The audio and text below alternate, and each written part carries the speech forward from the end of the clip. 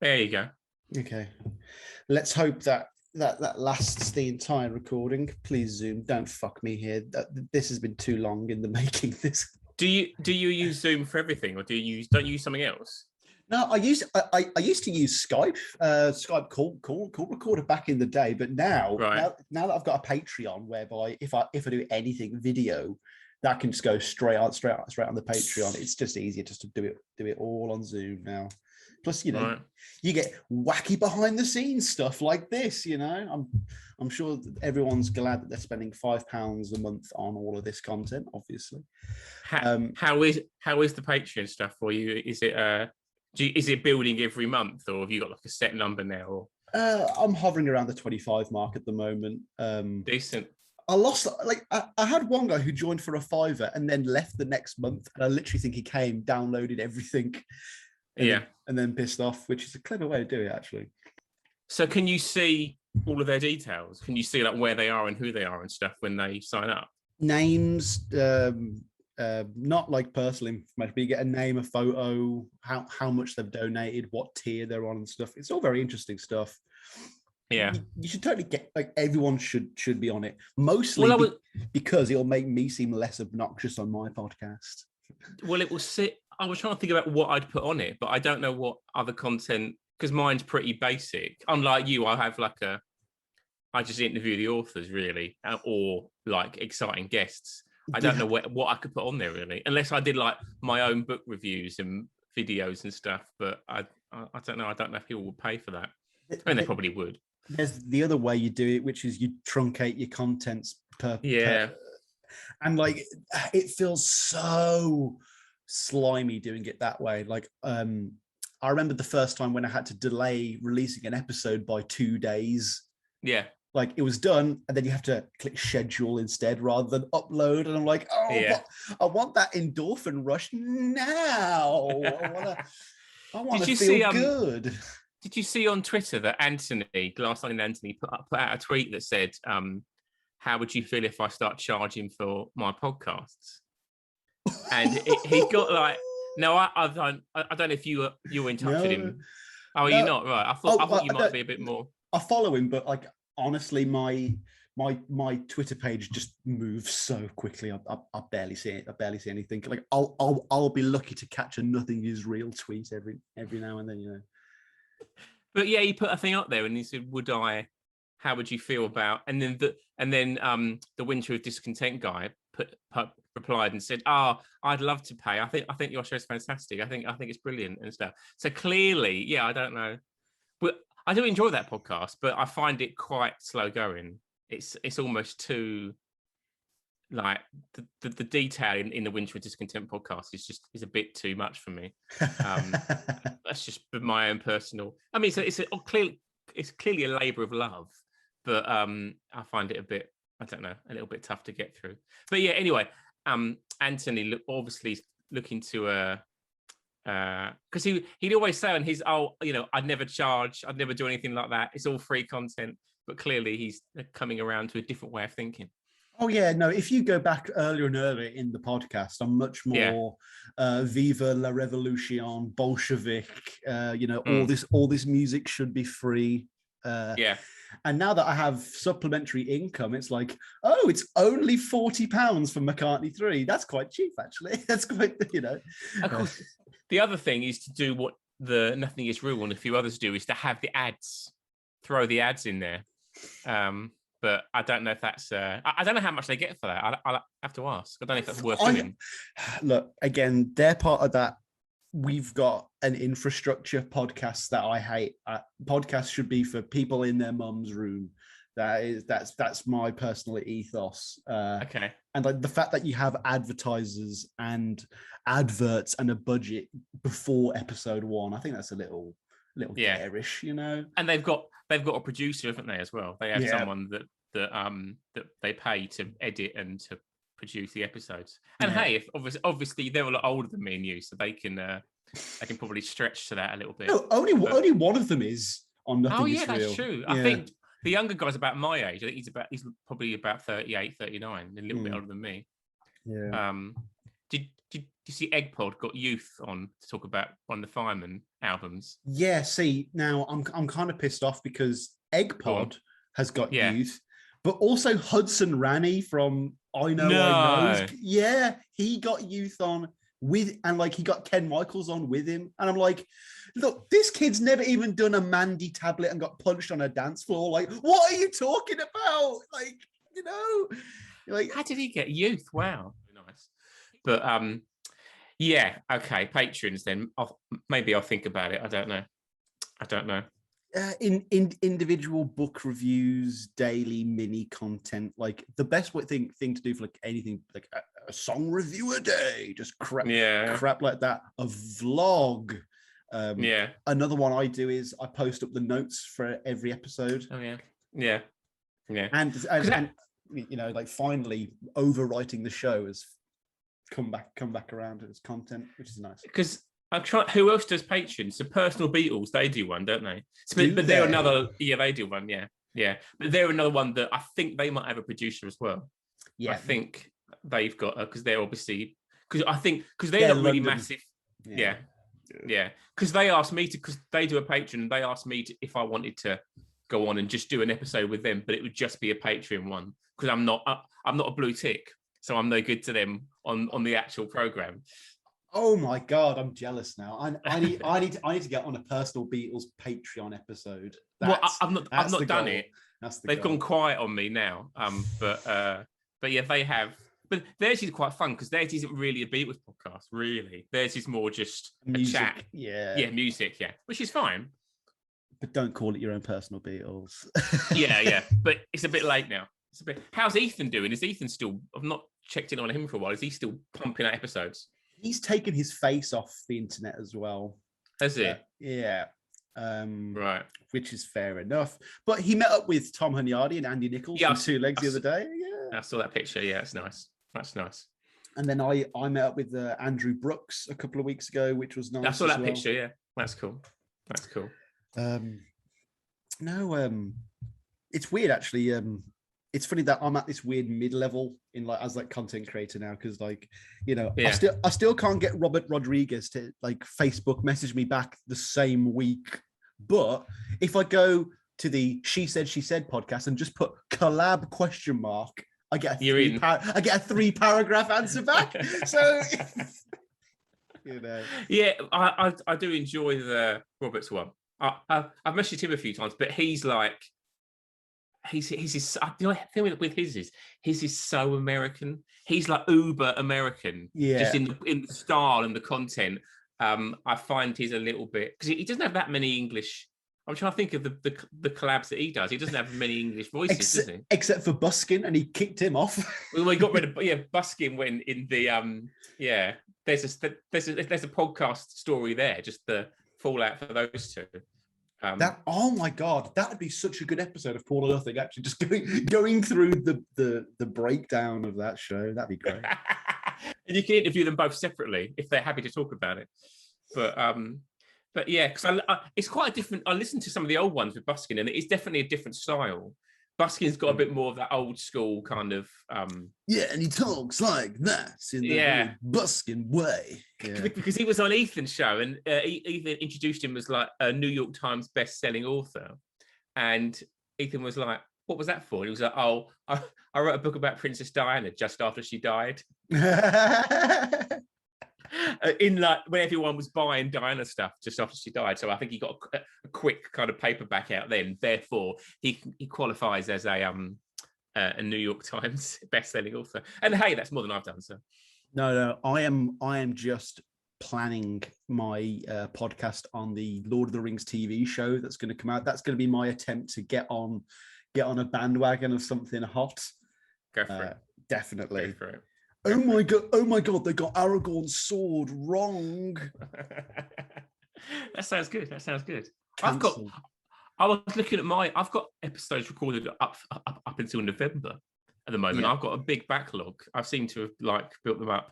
And of course the thing is that when I do one and it's a current book, so I've got one that's got to come out when the book comes out. So therefore the ones that are older books get pushed back all the time. Yeah. So I did one with Tim Riley. You know, do you know the author Tim Riley? He wrote a book called Tell Me Why in the 80s. And he wrote a book about... It was quite a good interview, but it's going to be like October before it comes out because I've got all these other ones. I'm sniffing around Hepworth again. I'm seeing if I can get Hepworth on. Hey, oh my God. Just don't tell him about this show, for God's sake. I'll try not to mention it. Else you'll be hearing from his lawyers. Oh, yeah. All right. Good. It's all good then. Right, so. Macca in the attic.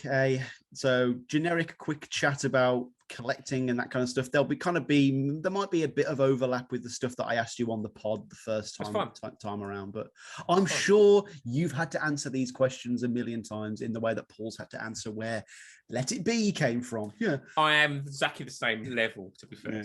So I started BeatleBooks back in 1961. Now, I feel like I did. I've noticed it with Weird Al as well. Like everyone asks him about his accordion, and then he goes into this anecdote about how a traveling door-to-door accordion teacher came around to his house and he had to do it, and he tells it in the exact same way. And I'm like, it's every celeb, it's all of them, isn't it? I didn't think Weird Al was going to come up in that conversation, but I'm glad that it has, Sam. So. Weird Al is my new big obsession at the moment. Okay. I listen to those polkas non-stop when I ride my bike. I've been watching... You're probably too young to remember this. In about 2000, how old were you in 2000? 2001? 8, 9. Okay, right. So I was like 16. But Frank Skinner and David Baddiel did this thing called Unplanned, where they would just turn up, sit on a sofa, and just people were just asking questions, and they would just be funny. And the hit rate is hideously uneven, as you can imagine. Some nights it's literally just half an hour on like a weekday night, and sometimes it's so funny, and sometimes they just die a death. And they're all been uploaded on YouTube, so I'm just watching that like every night, 11 to half 11 on my own quietly. Excellent. No. So yeah, I'll send you a link. Awesome. Yeah, it's going to take a lot to beat the Ricky Gervais XFM shows for me for my. Oh yeah. See, I was a big Gervais fan back in the day, but yes, yeah, but I've fallen out in love with it a bit now. But it's still, you know, Extras in Office is still funny, and some of the stand-up's still funny. But I think some of the stuff with Carl now sounds a little bit kind of out of date, essentially, some of the Carl stuff. Girl, stop being an idiot. It's just that. It's just that for like an hour worth of that. No, you do kind of wish there was a little bit of like they did like the Book of Philosophy and stuff like that. Like that kept it a bit more moving along a little bit. Yeah. Right, 10, 9, 8, 7, 6, 5, 4, 3, 2. Hello, and welcome to Macca in Your Attic, a Paul or Nothing spin-off show where the guest always shows me their junk. Together, we're going to go through their attic and sift through the tit and the tat and find the primo McCartney material. We're going to look at 5 strange, unique, fun, sentimental, maybe even valuable items from my guest's collection, each with their own unique story. All right, hello. As always, folks, be sure to hit us up on the email at paulmccartneypod@gmail.com, hit us up on Twitter at McCartneypod, and check out the Patreon for literally dozens of future episodes that are still yet to come out. Today, everyone, I am joined by someone who I wanted to get on this show ever since I had him on my other show. A couple of months ago, actually, now. Not only just because I know that he's going to have a unique selection of items today, purely based on his name, but also just because he's a joy to converse with, especially when it comes to all things Beatles. Bibliophobes everywhere, beware, because I'm going to be chatting with the creator of the BeatleBooks podcast, Instagram page, and brand thingy-mabob thing. Everyone, please welcome Joe Wisby to the show. Joe, what's going on, my friend? Hi, Sam. I'm very well. I'm excited to be here to show you my wares. No, this is like the show and tell of the Beatles podcasting new media world. Like everyone has to come and show Sam that they are up to the game, as it were. And I'm going to do a nice... I'll try my best. Let's do a nice dramatic glasses removal now. There we are. So, Joe, I had you on Paul or Nothing a short while ago, and the majority of that episode was me kind of apologizing to you for being a terrible reader in general. So I thought I'd start up. We all do. We all do. And certainly the listeners do. But I thought I'd ask, what's a good light Beatles read? I would recommend on that particular area, Alan Williams' book. Alan Williams, as we know, was the first Beatles manager back in Liverpool in the early 60s. And he wrote a book called The Man Who Gave the Beatles Away. It was written in the late 70s, actually, or mid 70s. So it's I think alas, maybe out of print now, but it's easy enough to find on Amazon, eBay, and other websites should you wish to look for it. And it's like having a chat with a slightly strange but interesting man in a pub, which you all know a lot about in your line of work. And I used to do the same thing, so I'm sort of aware of it myself. But yeah, it's good, really light, good fun stories. Lots of stuff about John and Paul painting the toilets in the club that he used to own, and Paul's terrible paintbrush skills, and that his cutting in was appalling. So yeah, I would think the Alan Williams one is really good. And then he wrote another one in the mid-90s, which is called The Fool on the Hill, which basically covers his life from the mid-70s to the early 90s, and includes when he went to New York to try and speak to Yoko. And I think he might have got as far as the first step on the Dakota before the door was slammed in his face. But yeah, the first Alan Williams book, nice, fun, easy read, good insight into the early Beatles as well. Now, this question probably, if I'd have done my notes, probably would have come up much later, but I've only just thought of it here. Go on. Obviously, prints and reprints are something that plagues the vinyl community enough. And, we have to supplement ourselves with online sources. Are there, Beatles books that haven't been reprinted, that have fallen out of copyright, the owners or writers have died, that are now wink on PDF files online? There are a few, because there's a few notable ones that aren't in print that go for like silly money on eBay. There's a really interesting one called Waiting for the Beatles, which was written by a woman called Carol Bedford, who was an Apple Scruff. Okay. And she wrote this book in about 83, 84, where she tells the story of hanging outside Abbey Road, hanging outside Paul's house, John's house. Really good. Again, a viewpoint that's not often looked at. So it's really, really valuable in that sense. And she wrote into the contract, apparently, allegedly, I hasten to add, in case the lawyers are listening, that the book should never be reprinted after she died. And she died in 2012. So that book, which I happen to have on my shelf, which I'll promise you, which is on the Instagram page at Books Beatles, if you don't believe me. But it pops up in conversation now and then. So that book is out of print. I don't think there's a PDF of that anywhere. There's another really rare book, there is a PDF of which I don't have a physical copy of, which I think which is called John Lennon Called Me Normal, which is written by Norman Smith, who was one of the early producers. It's only one level up from a pamphlet. It's really not a particularly thick or detailed book, but that's very hard to get hold of. May Pang's book, Loving John, you're looking at 40 to 50 bones on eBay for that. That's hard to get hold of. She apparently is working on a new book and doesn't want to go back to the old one, which is fair dues. But yeah, there are a few golden.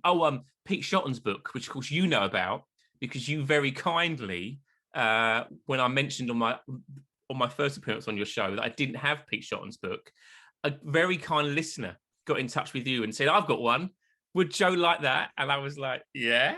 And then half thinking that it was a fantasy of some description that I would wake up and it was all a lie. But sure enough, quite quickly, all the way from Arizona, I think it was. I think it came from Arizona. Yeah, you could smell the desert on the pages almost. There it was, it dropped through my door. So that saved myself. Again, you're looking at 60, 70 pounds online for that. So thank you, listener, if you're out there, which you probably are. And thank you, Sam, for that. So yeah, Pete Shotton's book, very hard to get hold of. There's a holy trinity of about 5 or 6 out there. Not a trinity, a holy group of about 5 or 6 really high quality Beatles books that you can't get anymore. But they are reappearing slowly. So what was another? There was another one that was Love Me Do, the Michael Brown, one of the early books that was written about them. That was out of print from about 95 to 2018, and then that's back out there now. So they do re-emerge. Okay. Is there any kind of variation fixation. Like, oh, here's a copy of John Lennon Call Me Normal with a yellow cover, and here's the one with a red cover. Now we're talking. You get that occasionally, mainly because US and UK versions are often different cover art. So, for instance, one that I'm going to show you in a bit, the Tom Doyle book, Man on the Run, which is one of the US version of that has got a picture of Paul from the 80s on, which is obviously hideously wrong because the book's about the 70s, but it's like a tug of war with Paul on the front. So yeah, occasionally you get different versions of stuff like that. Or of course, another good one example of that is the Paul Dunoyer book. Paul obviously has been a guest on both of our shows and he's a wonderful, kind man. He spoke to me about his John book and spoke to you about, I'm guessing, the McCartney, the Conversations. Yeah, his John Lennon book, which is called We All Shine On. That's come out about. It's probably about that came out in '97.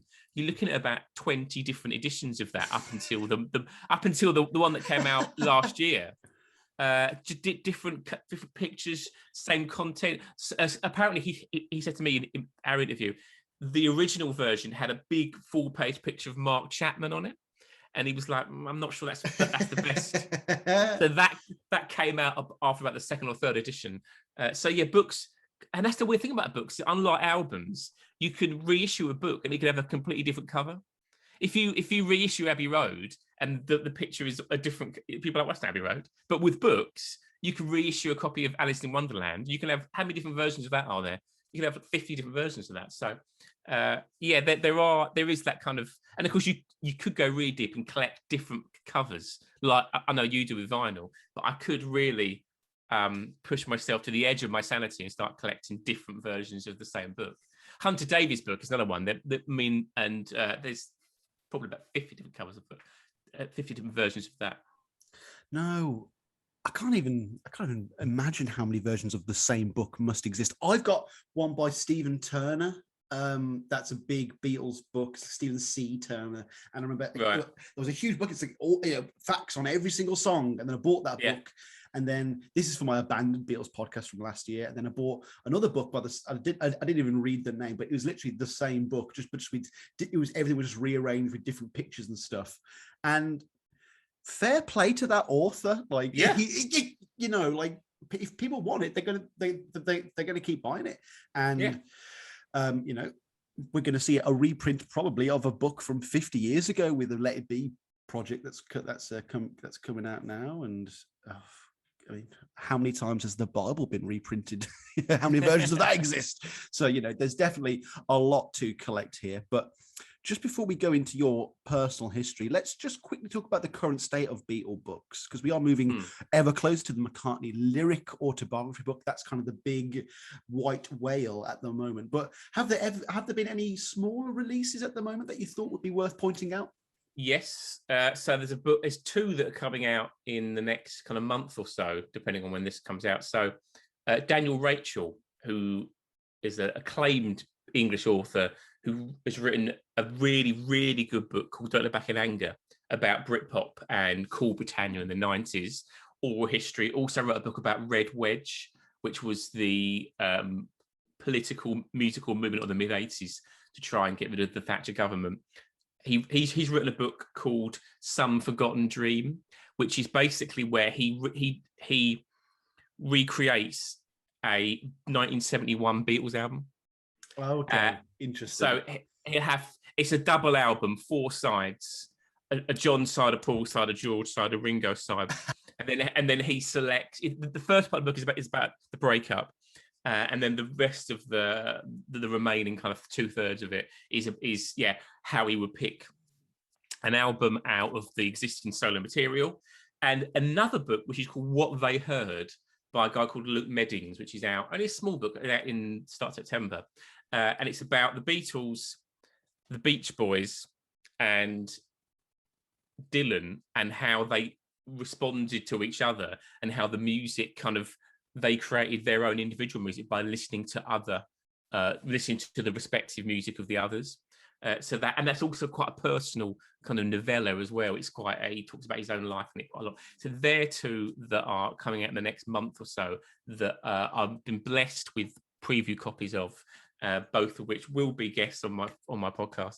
And they're both that are definitely worth looking out for. Outside of that, shout out to our pal Ken Womack and Jason Krupa for their book about George is All Things Must Pass, and Eric Clapton's Layla.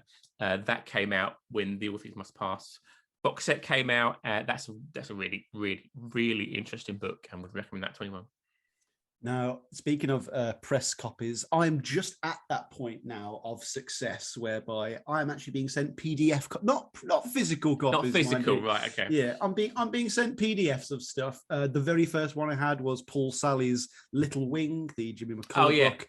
Massive shout out to Paul. He's been on my show a couple of times, I believe now, and I mean, just getting sent a copy of a whole book, like it's just a nice feeling. It's like, oh wow, this is someone's soul in a PDF document, right here.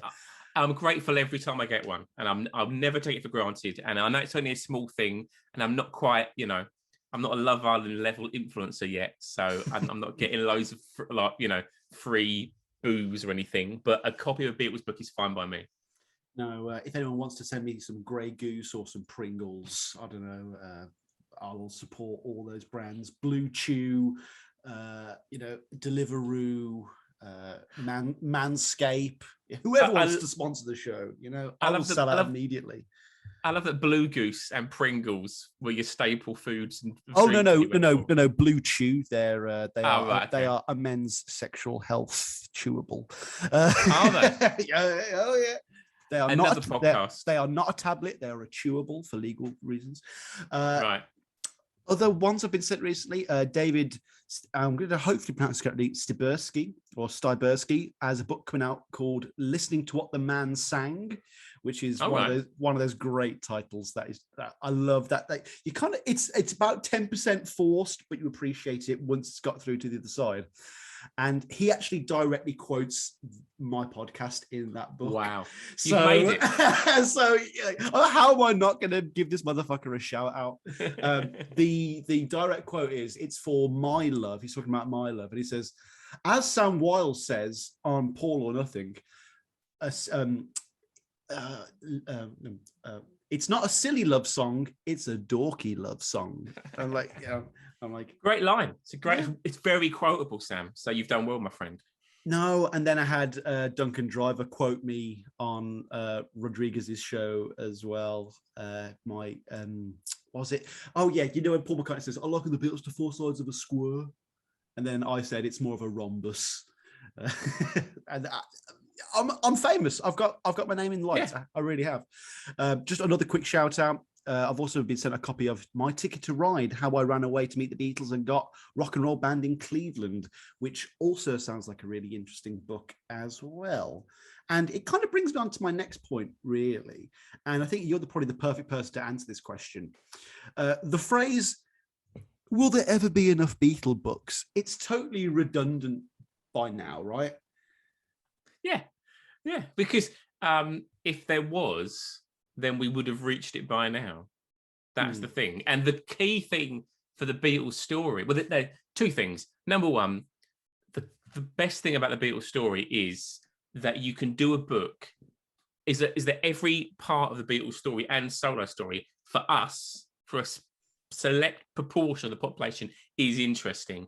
So you could do a book about, I think I mentioned this to you before, you could do a book about the press to play sessions, right?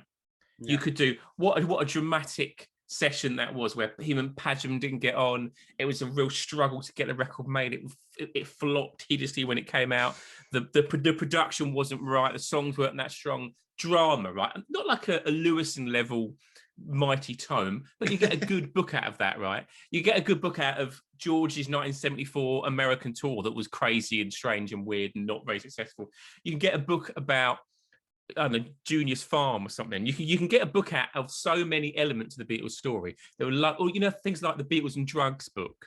You could get something where you just focus, you hone in on something individual on their story as a group. How would that book not come out before? That's what I want to know. Yeah, that book is like that. That should have been out 1984, written by Jeffrey Giuliano, been a real salacious hit piece. And no, we're still in the 2020s, and we're only just like, oh yeah, women and people of color can also write books about the Beatles as well. There's that. And of course, the thing is looking at something like Rob Sheffield's book, which I'm sure you're familiar with, Dreaming the Beatles, the Beatles story is like changing and evolving. We're all, people of my age would approach it differently to someone that's 18, someone that's 70. So therefore, the music is so, rich and entertaining and glorious that there's so many different ways that you can come at it, that it's, obviously, yeah, the level of books per year will probably decline at some point.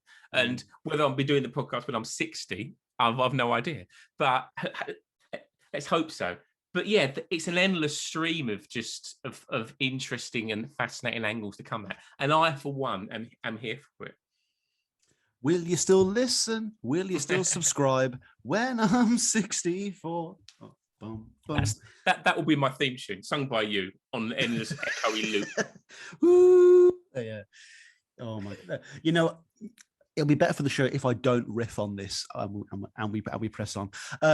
Now, Joe, you are in a slightly awkward position because you are neither one of my really, really young guests, neither are you one of my really, really old guests. You are what I would call a normal person.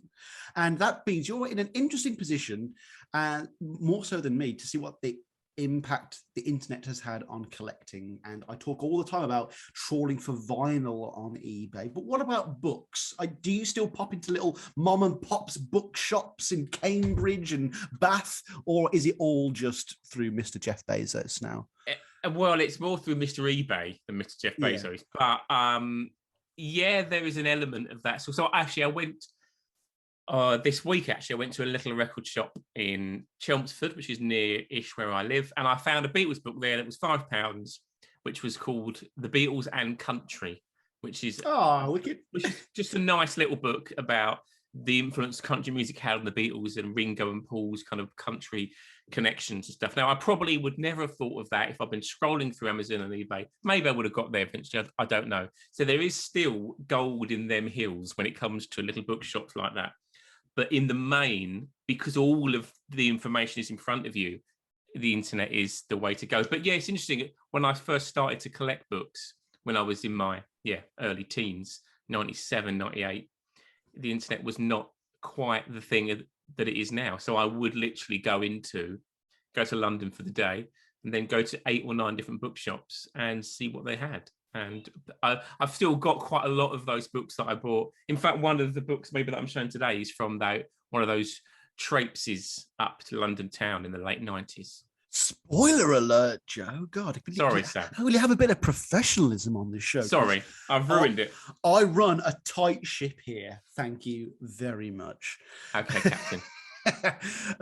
You know what? What opposite of books? What is an aspect of Beatles collecting that you have no interest in whatsoever? Even if you had £1 million and it wouldn't affect the economy, there'd be no butterfly effect.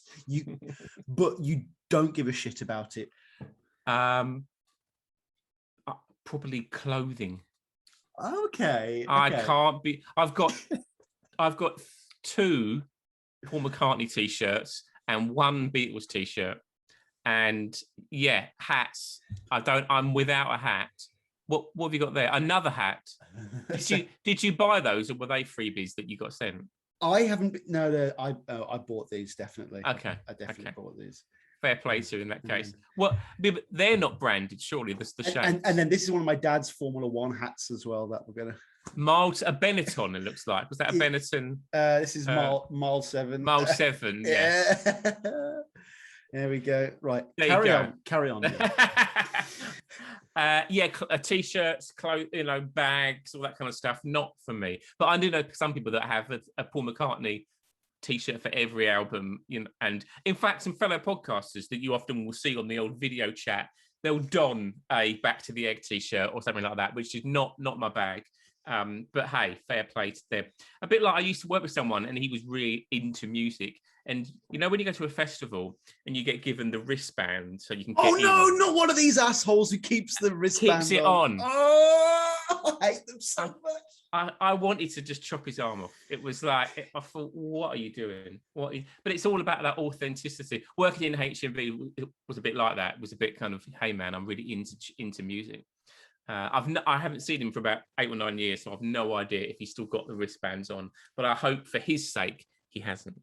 Speaking of HMV, in the largest HMV in the country, which is in Birmingham, in the hip hop section, there is not a Kanye West section, and his entire discography was in the 2 for £40 bargain bin. Was it really? I was livid. I wanted to walk up to the manager and go full on Karen. I was very people upset. like you, Sam. Was a pleasure to deal with when I worked in retail. It was a pleasure to deal with. I couldn't believe. Excuse me, sir. Some of the best ones were when people would come in and they'd ask for like something that was a little bit wrong. So they would say, generally older people at Christmas were classics for this. So have you got the new Ed Sheridan? Was a good one. Lily Albert. And the best one was Lily Albert. Lily Albert, yeah. Are you sure these aren't John Lennon malapropisms? And the best one was someone came in and she said, "Oh, I'm looking for that album by GMTV." And we were like, "What GMTV?" It turned out to be MGMT.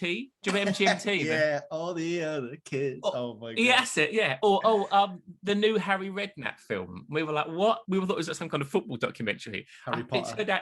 It turned out to be Fantastic Beasts, not even a Harry Potter, but that was the nearest that she got. Harry Redknapp. Wow. No, it's like that classic Mitchell and Webb sketch where there's a heroin addict, but his nan buys him crack cocaine for Christmas, and the mom's like, "Look, thank you, Nan, and we'll buy you your heroin later, okay?" Thanks, Nan. Have you got the new Martin Freeman police drama? And we were like, Martin Freeman in the police drama, and it was just Sherlock. Not really a police drama, but hey, fair play to them. Oh my gosh. Of course, we've mentioned items that are kind of in the ether and that every collector wants to get. Are there any items out there that are not available that you would like to add to your collection? Like anything fantastical, any books that you know to exist, like maybe Paul McCartney's Prison Diary from 1980? Well, that would be up there. Yeah. Well, you've got all these, Genesis books that do these giant coffee table, immaculately built and binded books. There's loads of those that are out of print that have got, there's like the, it's a really George Harrison, I'm Me Mine, the original I'm Me Mine, or the Derek Taylor's book, 50 Years Adrift, that was like $1,000 in 1984 and is now about 10 grand or something. So yeah, there's a few of those that I would love to have, but I'm not sure any of your listeners this time will be as kind as last time, but you never know. So if anyone wants to send me £1,000 worth of George Harrison book, then hit me up. I need to come on your show and go, man, I really missed out on the McCartney 333 edition. And like, if Jack White could personally send me a signed copy, if someone could sort that out for me. I would like to have you on my show in which I say to you, "So Sam, what have you read?" And you just go, "Nothing," and that's the show. Yeah, no. I've read issues of Club Sandwich. We could. It's a 6 hour. You know what? That actually leads me to my next question perfectly. Yes. For someone who doesn't even like words, what's a good picture book? What's a coffee table book that is the need to look at the splendor? The Harry Benson, who was the photographer from the first US tour, Beatles' first US tour. He's done a few big coffee table books. The best one is called Once There Was a Way. Brilliant pictures of them on that first US visit. You see when they come off of the plane at JFK and they're hit with the screams and you can see the joy in their faces. If you look behind them just as they're going down the steps, there's a guy snapping away and getting all the pictures. That was Harry Benson, still alive, 93 years of age, has just released a book through Taschen, the other big bespoke books about there's a photo with him with Paul in the back of a taxi or something. Yeah, 70s era, isn't it? That that's a Wings era. So yeah, his books are always splendid to look at. Folks, not to be confused with Harry G. Benson, who is actually the guest on the last episode of this show. There is a very, very prominent G full stop in that name there. I must admit, the copy of the Living in the Material World coffee table book is one of my favorite possessions. I don't even remember buying it. Maybe I got it for Christmas or something, but you know why it's called a coffee table book, because like the moment you see it, you got to pull it out. You got to quickly flick through, and have a coffee. Yeah, I also remember going to like I'm not sure what the US equivalent would be, but like something like Staples or these kind of cheap back to school bookshops. They're not secondhand books, but it's not stuff that's going to go in HMV. And I remember like it was like a Daily Mail big Beatle compendium, and there's about 100 copies of them in this Clinton's for some reason. And I bought that for like £2, and I swear it was about this massive, big. Yeah.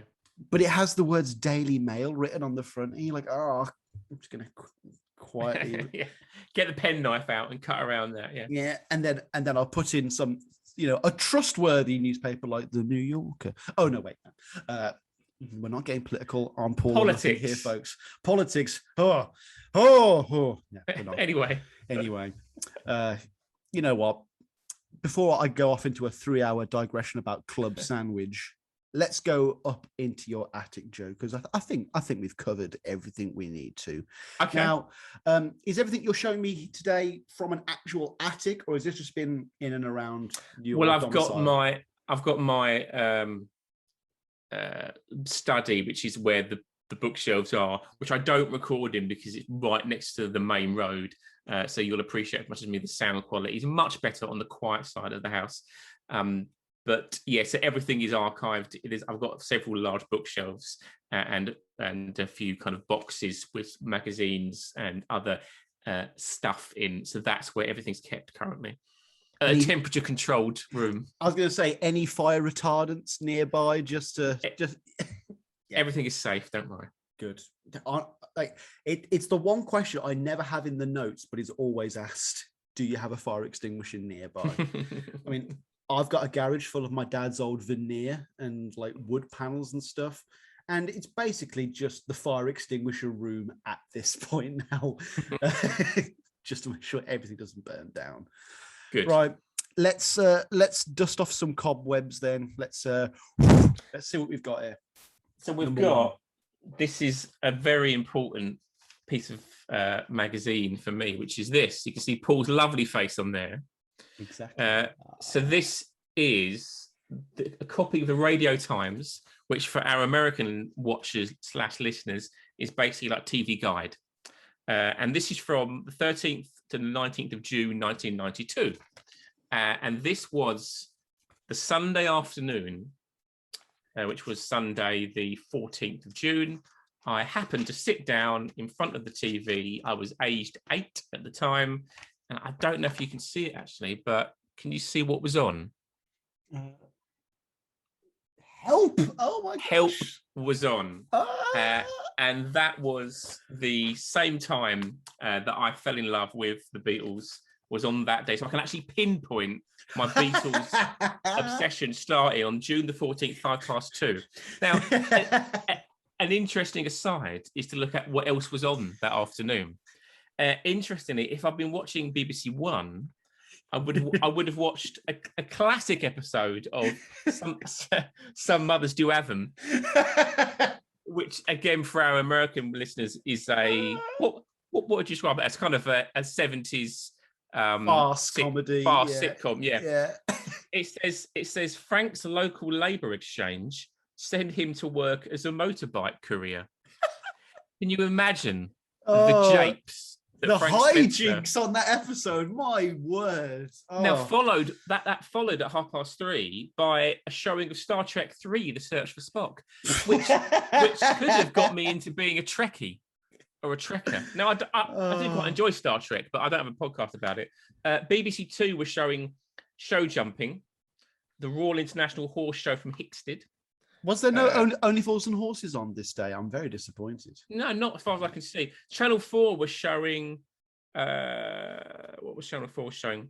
Oh, they were showing a classical concert for Planet Earth from Rio, a host of stars gathered to raise environmental awareness. So, hey, relevant to today anyway. Placido Domingo and Dency Graves sing duets from Beasley's Carmen, presented by Jeremy Irons. For some reason. So INZ was in there, and and then that evening, after I went to bed, I got my mum to record. You probably can't see that. Can you see what was on in the evening? There's the Beatles picture. The Beatles there. No. They showed the South Bank show. Okay, which was the documentary that is on Sergeant Pepper box set. So I got that. So this was the making of Sergeant Pepper, hosted by Melvin Bragg. So that I got my mum to record that for me on V8 on kind of home taping, which is probably against the law at that point. And then I watched that when I got back from school on the Monday afternoon. And then they showed Hard Day's Night at 5 past midnight. That was what was on. I don't think there was. Did your mum record that as well? No, she didn't. I think because, to be fair, that was in between. There was something called the London programme, which was a topical news programme at 11:05. Crisis at Lloyd's. Can we Lloyd's have you read this whole book out for the whole episode? Well, there was an episode of at 7:30 on ITV, Murder, She Wrote. Are you a fan of Murder, She Wrote? With Angela Lansbury? Love a bit of Murder, She Wrote. Pushing Up Daisies is a fantastic YouTube channel that actually dissects a lot of the episodes. So shout out to them. Yeah. Jessica takes a holiday from Cabot Cove. However, it proves anything but restful when feuding and fighting lead to murder. So there you go. And then, how did they never do a crossover between that and Midsummer Murders? I don't know. It would have written itself. This has also got they used to do a thing called My Kind of Day, which was where they would get a celebrity to tell us about their day, and it's Lloyd Grossman. Do you know who Lloyd Grossman is? The pasta chef. Yeah. But he used to do the original version of MasterChef. Oh wow! And there's a picture of him with some fishing tackle here, and it says, I usually manage to find some time in the day to fiddle with my fishing tackle or leaf through some of my fishing books. So shout out to Lloyd Grossman. I could have as powerful today as it was in 1992. Yeah, when it was written. And folks, that magazine is older than the host of this show right now. Which is I was going to ask you what you were doing on June 1992, but you weren't born, were you? No, I was swimming around my dad's testicles at that time. Oh, were you? Right, okay. And I know I was. I probably would have been formed at that time because they were in Spain at the time, and they even took me to the hotel room where I was conceived and pointed at the bed. That is beautiful. That's beautiful. Okay, next up. Let's go. Hang on, Joe. Hang on. Sorry, Sam. 30-second toilet break. 1 second. Go for it. First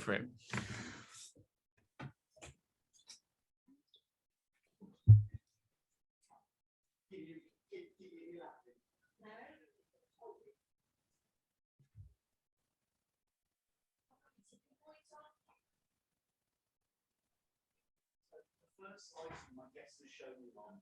I will try some of that.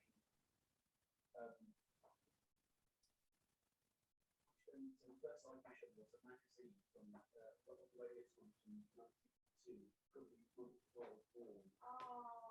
And you just read, but obviously Paul was in it. But you just reading out all the stuff on TV that day. What was it? Just like Elvis on that day. The South Bank show, Murder, She Wrote, and we're just laughing at all this classic retro.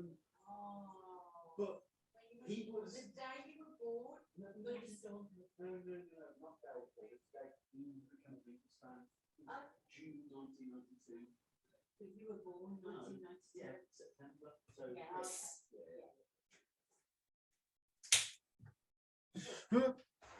Have you been talking to my patrons? Have you? So anyway, Beatles books at Beatles books. Yeah. That's me. All the place. You know what? Let's have a continuity change for when I cut back. Go for it. Okay. There we go. Item number 2. You were about to do. Item number 2 is a rare treat. Ooh. This is The Unknown Paul McCartney by Ian Peel, which is a long since out of print book, which you will be looking at. I think at one point it was about £100 on eBay, this book. Really? This is a really, really good book. I have asked Ian Peel to be on the program, to be on my podcast, but I have yet to receive a reply. He did, I don't know if you've spoken to him, but no. Oh, okay. He did appear on another Paul McCartney podcast, which we won't mention. No, he didn't. No, some months ago now. Hanyadi. One day I'll get, if it wasn't for those pesky two legs. But just a really, really, really good book about the whole avant-garde stuff, all the fireman stuff, all the Thrillington stuff, all the kind of 60s crazy, avant-garde stuff from the kind of mid to late 60s. Is this different from the book Paul McCartney and the Avant-Garde, or is this the same? No, I think it's the same book. Oh, okay, maybe a different title in some territory. Yeah, that's interesting. Yeah, possibly. And he's on the front. This is a really excellent front cover, personally. And that version you mentioned, he's just a 90s mullet one leaning over a chair, I think. But I love this book, and it's so, maybe I like it more because it's so rare. But it's just loads of good stuff from all the Fireman, tape loops, Thrillington.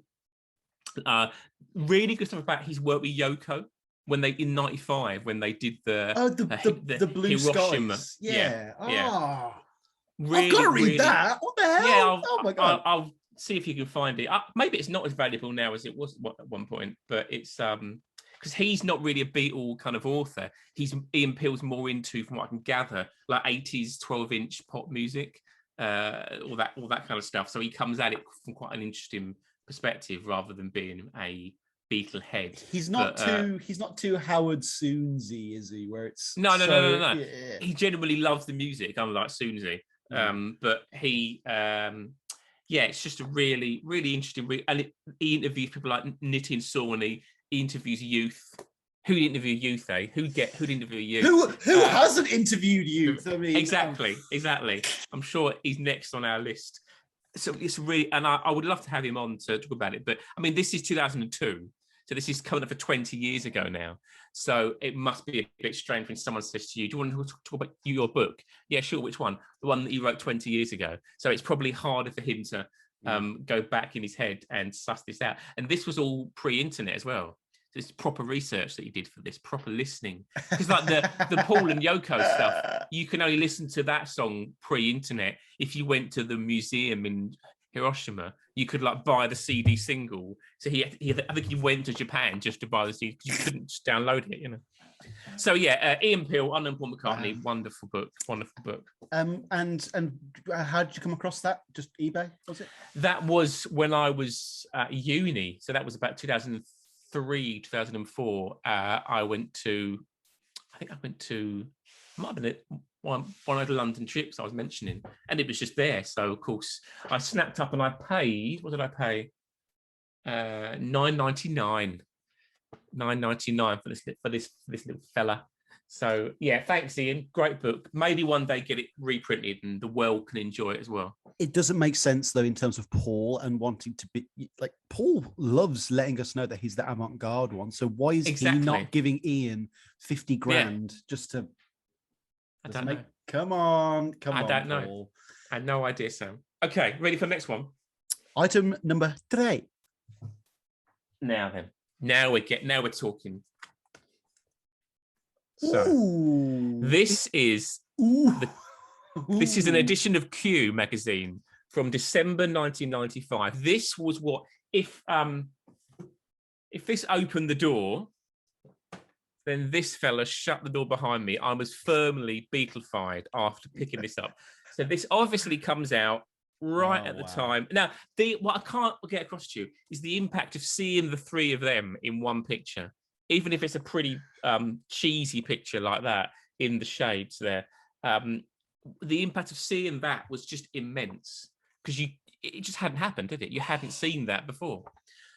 So this was the only magazine that came out around the anthology that had them on the cover. Mojo did a version with they did 3 different covers, but it was just archive interviews. This is the Paul Du Noyer interview with all 3 of them, and there's some good stuff in that we'll talk about. But he interviews Paul, and he talks about when I did put this on my Twitter feed actually, but let's share it again now. So he talks about when he went to after recording Free as a Bird, and he's going through a. See, this is that. Now, this is sweary Paul, which we really miss, I think. The point is, says Paul, we were working with John. That was a fantastic thing. We weren't worrying about what the pundits said. It was like, fuck them. Really, in italics, fuck them. It helps us to focus. Someone saying, you won't be able to do this, so fuck you. We fucking will. Now you said that. It got our hackles up. Now, can you imagine him saying that these days in an interview? No. I mean, just the phrase, it got our hackles up. Or I know. So, but like, this is Paul just after he's done fucking it up for everyone. Yeah, he was very sweary at this point, wasn't he? Yeah. An interview with George, an interview with Ringo. But the Paul stuff is, he also says this: I had an obnoxious customs man when I was going through in New York, a very serious and pasty lad, who said, "This project you're doing with the Beatles." I said, "Yeah." I just want to tell you, I don't consider it a Beatles project without John. Now, can you imagine someone actually saying that to Paul McCartney in New York airport? The cojones of that. Now, and then Paul says, now, I'm in no mood after a long plane flight. This guy is customs and I don't need this shit. I said, I don't care what you think. It shows how much you know because John is fucking on it. So yeah, more anger from Macca, which I just love this interview, and it had a really good timeline of just what happened to the. You can't really see it, so I don't want to show it, but it had a really good timeline of the kind of basic Beatles story, which for a 12-year-old Joe was really really useful, and it does have an interview with Rolf Harris in, unfortunately, so we'll steer clear of that. But there was some other good Beatles stuff where they just talked to people that knew the bits. A good Ken Dodd interview there. Oh, I thought it was going to be Ken Michaels, Ken Womack, or one of the many of the other Kens. Yeah, yeah. No, there's the big book of Beatle Kens. That I know. Oh, and of course Ken McNabb. You can't forget Ken McNabb, one of my early guests. This is so 90s though. There's there's a whole section about hi-fis. So about what separates to buy and all that kind of stuff. Is there a photo of a heroin chic Kate Moss smoking a cigarette in there at all? Let's have a look. There's got to be something like that. How much is that woofer in the window, or are you being served? I mean, that's the kind of very 90s headline there. I don't know if there's a Kate Moss related advert. Let's have a very quick. There is an advert for the Canon Sure Shot AF7, which has got an owl on. When people bought cameras back in the day when Jessops were still going. Advert for HMV, advert for a perfume there, which has got naked people lying around together. I mean, that's just filth, isn't it? Oh my isn't it gosh. really? But yeah, fantastic magazine. Good advert for Pulp's Different Class, with one of my favourite albums on the back there. This is the original copy, which I bought in John Menzies, which you probably won't remember. But John Menzies was a W.H. Smith rival, which did have an excellent cafe in the Brentwood branch that did a really good dating apple flapjack. Here we go. Here's a question that will prove whether you've actually read any of these magazines, Joe. Yeah. Which magazine represents or gives the Beatles the fairest stick? Q. Probably Q. Or if you look at all the major Paul interviews, they've generally been with Q. Because Paul was on the very first issue of Q in 86. And that really good Andrew Collins interview from 97 around Flaming Pie that I've tweeted a few pictures from, which got like a crazy, which I think he said to him, what would you say if someone came up to you and said, I hate the Beatles? And Paul's reply was, I would say, fuck off, you twat.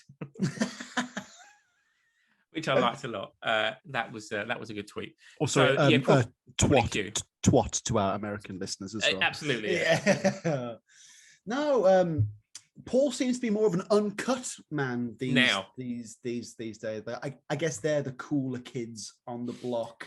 Well, obviously Q's gone now, much missed Q. So you've only really got Mojo, and the great Word magazine has gone as well, as we know, the Hepworth and Ellen axis.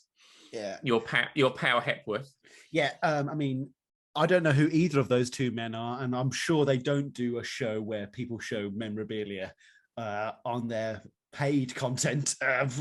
Nothing related at all, Sam. Yeah, Stagwaddy game.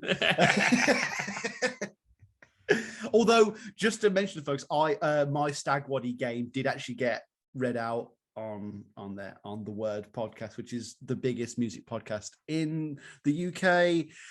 So that is my claim to fame. It really is. It really is. Also, my granddad helped make the leather that went onto Indiana Jones's whip. That's another family claim to fame. Weirdly. Well done, granddad. Well done, granddad Peter Williams. Right. Item number 4. What are we doing? Item number 4 is, what about probably my favourite Paul book, which is this chap, which is Tom Doyle's the Man on the Run. Yeah. They're not the 80s, like I said before, the 80s. What a great cover that is, by the way.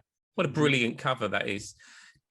The great thing about this book is, and I was blessed to have Tom on the show at Christmas, and I was very lucky, is that he clearly loves the music. Mm-hmm. So many Paul books, obviously I won't name names, but so many Paul books, I just think that Fab and Intimate Life of Paul McCartney. I said that, not you. Carry on. Right. What's that one? Is that the Soons one? That's the Soons one, yeah. Right, yeah, that is abhorrent, yeah.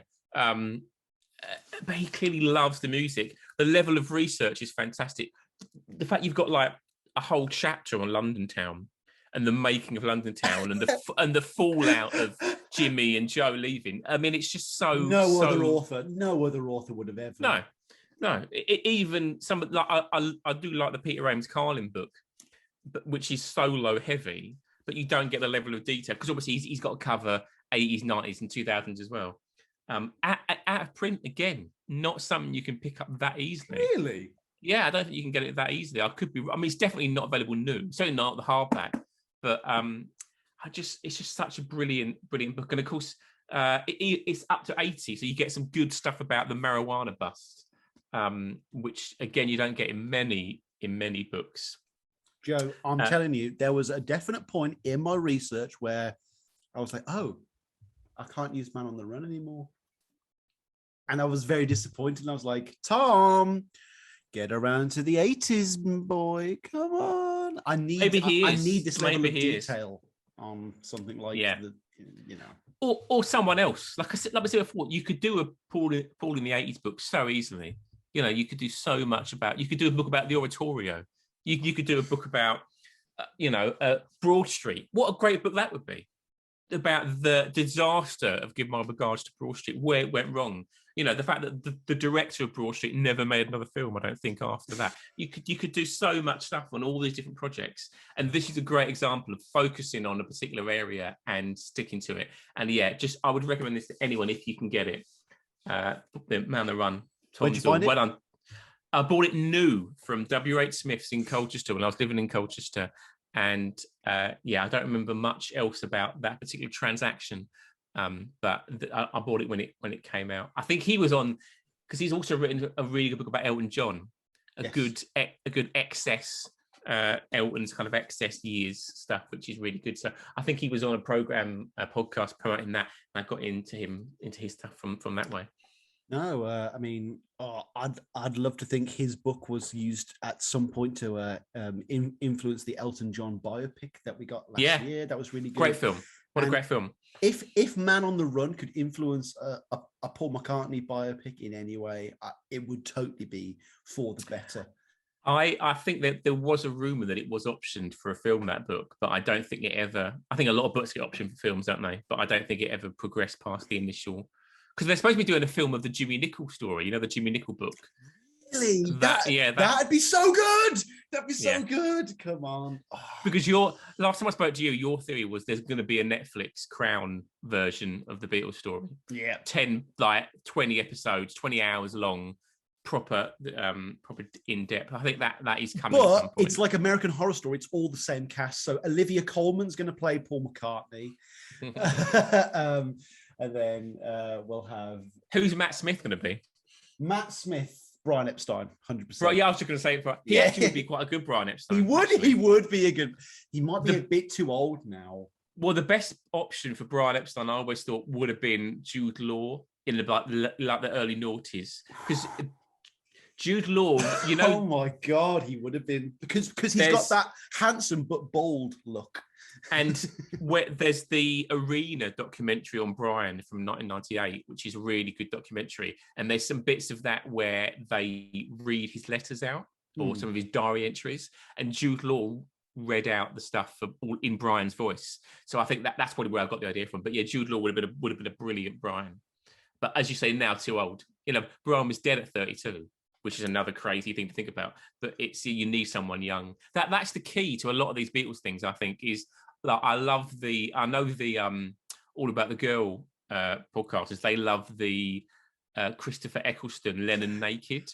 Oh, you mean where a 98-year-old man plays? Yeah. Now he's obviously I think he's a really, really good actor. He does a good job. And he's the best Doctor.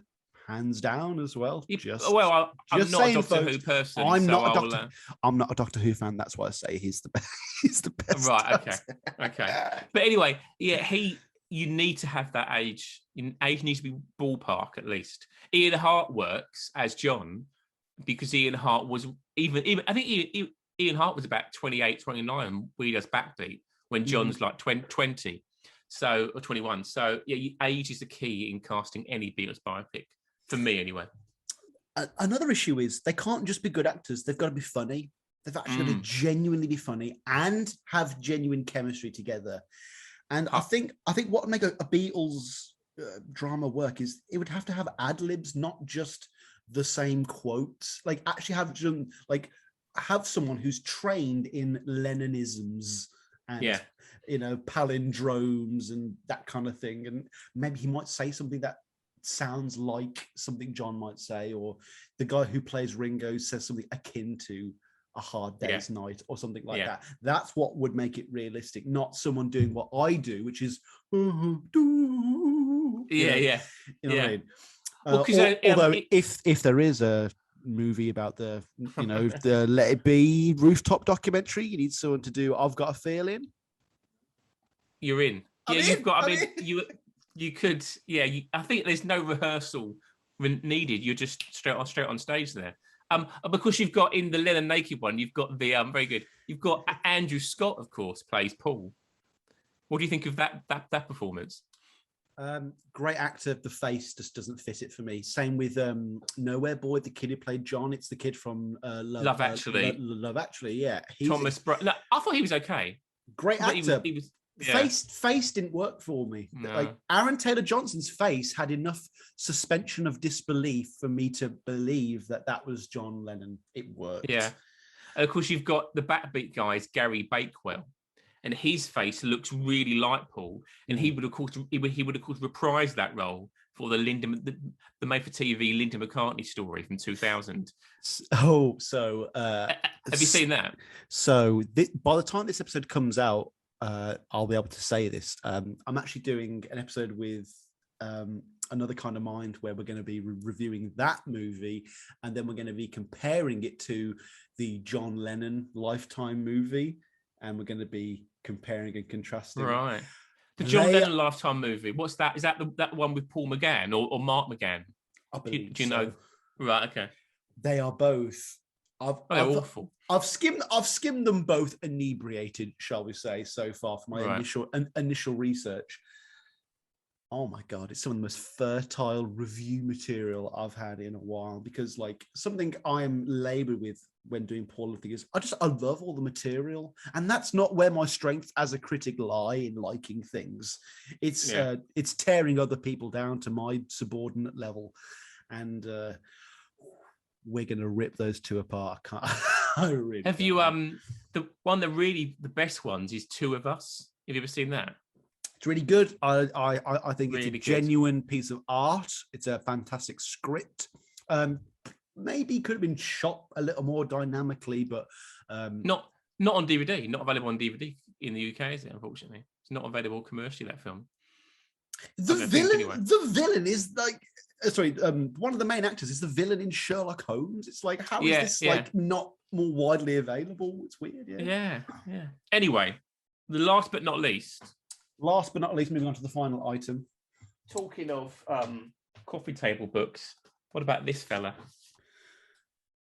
Ooh, whoa, okay, folks. I do a lot of fake, me. This is actually This is Linda's. Talk me through this, Joe. Talk me through. Well, this is a book that is all of Linda's pictures. Recreate. I'll find a good, clear one. I mean, it contains the best John and Paul picture, which is if you can just can't really see it. Them pouring over the notes. Yeah. I mean, just a beautiful set of pictures. Joe, that's better than John and Paul shaking hands at the Sergeant Pepper. Oh well, that's also in here. So what's good about this is it starts off with the kind of Beatle pictures. You can see John there. I'm sure you can see a picture of John. It starts off with that and other kind of 60s luminaries. And then, of course, they settle down and they become a family. And I think the really beautiful pictures are these kind of Scotland pictures, which you can see there.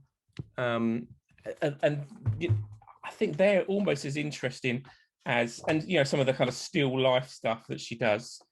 And you watch the kids get older. You watch Paul and Linda get older. Stella's 17th birthday party there. I'm just trying to find some other nice. I'm guessing the majority of these photos have not been uploaded to Google Images. I don't think so. They're not ones that I'm that familiar with outside of this book. You've got lovely ones like Stella, for instance. Covered in chocolate there. You might be able to see. That's beautiful, adorable. Just a family. It becomes a family album. It becomes, and there's some just beautiful pictures of Paul as a dad. Here's Mary at the Ram sessions. I don't know if you can see. Oh, that's Paul in the boots there. And then we've seen this photo before. The Paul stoned at the sitar photo. But just look at that as an object. It's just there's a brilliant picture of Paul. I think that's from their dirty weekend in '68, where you can almost see the electricity between these two people, both physical, I'm sure, and also more importantly, emotional. You can see that he's looking at her there, and so much going on in that picture. It's and obviously 68, he looks amazing, doesn't he? I mean, he looks 67, 68 is the best Paul look, I would say, for me. So you are a clean shaven Paul man then? I mean, I do like I like all of it really, but I think the hair is the best in that era. Yeah, it's perfect. It's perfect Lego hair, isn't it? Back at that point. And speaking as a man with thinner and grayer hair, as I'm approaching the old 40, I'm extra jealous of the fact that Paul's kept his hair when his dad and his son have both lost theirs. His son's bolder than he is. Yeah, his son's got no hair. His son's like about 43, 44. His son's got barely any hair. And of course, poor old Jim, his dad was bald. If you look at the pictures, Mike's pictures, Paul's dad was bald by the time Paul was about 10 or 12. No, but Paul got his eyesight because he does his eye exercises. But what he doesn't tell us is that he does hair exercise as well. Well, I tug on it 32 times a day.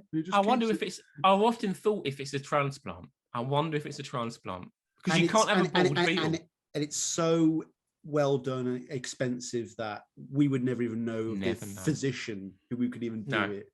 If it's good enough for Wayne Rooney, it's good enough for Paul McCartney, I would say. When you find out that Air Force One had a telephone on it in the 30s. Wow. It's like, okay, yeah, Paul probably got plugs done in the 80s if he wanted to. yeah, I'll just sell half of the money I made off Rubber Soul, Because you can't have a bald Beatle. It wouldn't, like if John and George were with us now, they would have to have hair. It just wouldn't work. It's like Jagger. You couldn't have a bald Jagger, which wouldn't work. I can't think of, if you think about famous, obviously Elton. Elton had the old, yeah, he had the old syrup of figs for a long time, the old wig, and then he went for a hair transplant. Yeah, no, but it's weird though, because we saw John up to 40, no real signs of thinning, really. No. George's was always uber thick. Yeah, right. George's was even when he looked horrendously ill and depressing. Yeah. His hair was fantastic.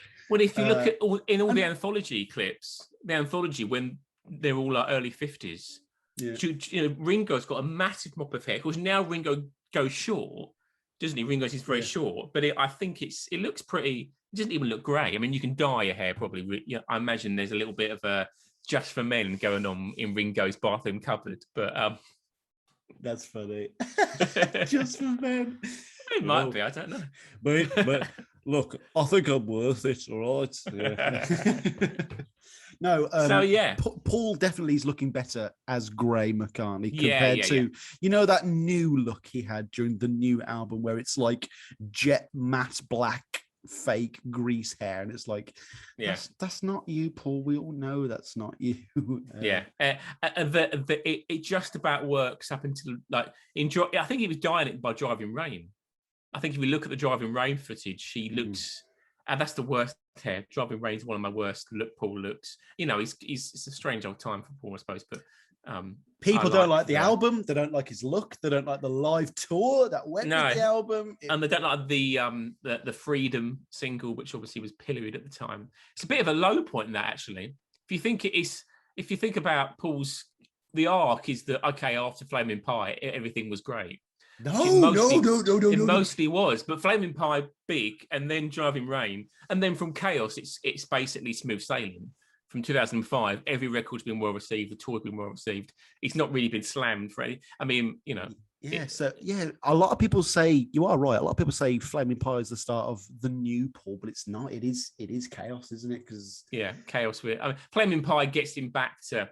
Flaming Pie was a big hit and is a fine album. It's a palate cleanser though, isn't it? It's more like forget press to play. This is Paul McCartney. This is me. Yeah, a bit like Tug of War was forget McCartney 2, Back to the Egg, London Town. This is me. So Back to the Egg is a cleanser, and then it obviously goes down through the 80s.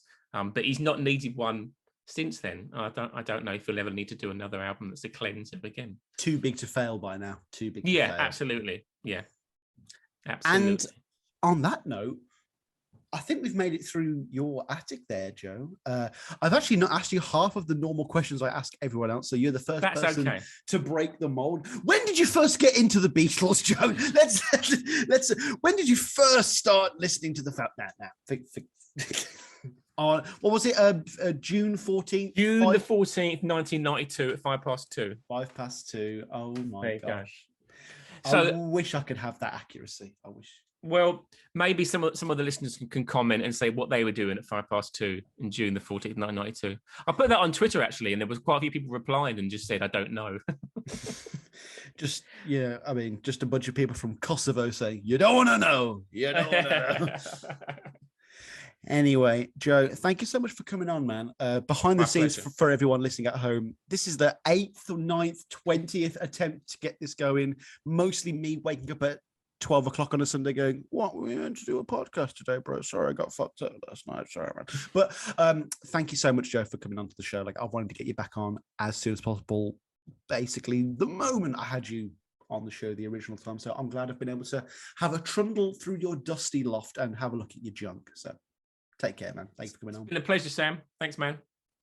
Take care, everyone. Thank you for checking out Macca in Your Attic, a Paul or Nothing spin-off show. Check out all the links down below. Check out all of Joe's stuff. Those links will be there too.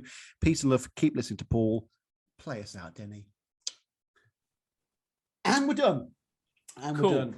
And now the pat goes to party time. You've got your San Miguel there, I can see. So you're going to have a few more of those. I would love for my birthday to have something that says Sam Miguel on it. When's your birthday? I'm turning 29 on September 3rd. Big bash? Having a big bash? I will probably take barbiturates and cry in a ditch somewhere. Just a normal Wednesday. Just a normal Wednesday afternoon. No, honestly, I've got a year and 2 weeks to figure out what I'm doing with my life. So, yeah, it's not a wake up call. It's more like someone just going, just rocking my shoulder while I'm sleeping, and then I'll go, get there.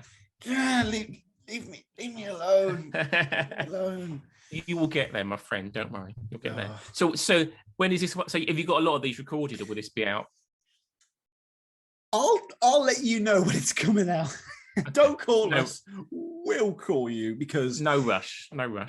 Honestly, more than 2 months. More than 2 months before this comes out. Who else have you got then lined up for this, or have you done for this? All right, let's have a look. Who have we got?